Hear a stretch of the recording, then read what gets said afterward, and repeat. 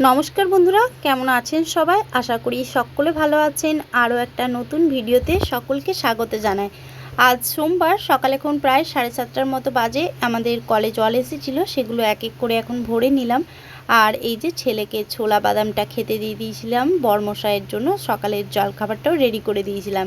খানিকটা সবজি কেটেই এবার রান্নাঘরে চলে এসেছিলাম। এবার ভাবলাম কিছুটা জামা কাপড় কাচাকুচি করে নিয়ে আগে তারপর রান্নাঘরের কাজকর্ম সারবো, তাই কিছু জামা কাপড় কেচে বাগানে মেলে দিতে চলে গেছিলাম।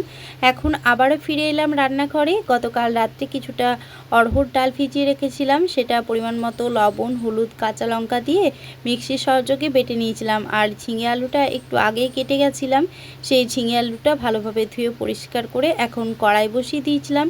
কড়াইয়ে পরিমাণ মতো তেল দিয়ে 5 ফোড়নে দিয়ে ঝিঙে আর আলুটা জল ঝরানো সেটা দিয়ে এখন খানিকক্ষণ নাড়াচাড়া করে নিয়েছিলাম। খানিকক্ষণ ঢাকা চাপা দিয়েও রেখেছিলাম।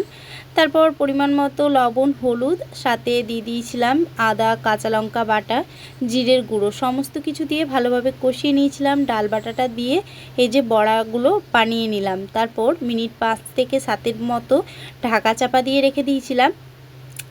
এরপর এই যে খানিকক্ষণের মধ্যেই বড়াগুলো আমার প্রায় শক্তর মতো হয়ে গেছিলো, শক্ত শক্ত, কারণ এবার বড়াগুলো হয়ে গেছে। এবার পরিমাণ মতো জল দিয়ে দিয়েছিলাম, গরম জল পাশে বসিয়ে রেখেছিলাম, সেই গরম জল দিয়ে ঢাকা চাপা দিয়ে আরও মিনিট 5-7 মধ্যে ফুটিয়ে নিয়ে নামিয়ে নিয়েছিলাম। এরপর ছেলেকে স্কুলে পৌঁছাতে গিয়েই বাজার থেকে মাছ কিনে এনেছিলাম, এখন সেই মাছগুলোই রান্না করছি। প্রথমে মাছগুলোর পরিমাণ মতো লবণ হলুদ দিয়ে ভেজে নিয়েছিলাম, কড়াই বসিয়ে দিয়েছি, 5 ফোড়নে দিয়ে পেঁয়াজ আর টমেটো সাথে কাঁচা লঙ্কা দিয়ে ভালোভাবে নাড়াচাড়া করে ভেজে নিচ্ছি। পরিমাণ মতো লবণ হলুদ দিয়ে দিয়েছিলাম, কিছুটা সর্ষে পাউডার এখানে দিয়ে দেবো, তার জন্য জলে গুলে রেখেছিলাম। সর্ষে পাউডার মিশিয়ে যে জলটা রেখেছিলাম সেটা দিয়ে খানিকক্ষণ ফুটিয়ে নিয়েছিলাম। এরপর ভেজে রাখা মাছগুলো দিয়ে ফুটে গেলেই নামিয়ে নেব। চলুন তাহলে, এবার সময় হয়ে গেছে ছেলেকে স্কুল থেকে নিয়ে বাড়ি ফেরার।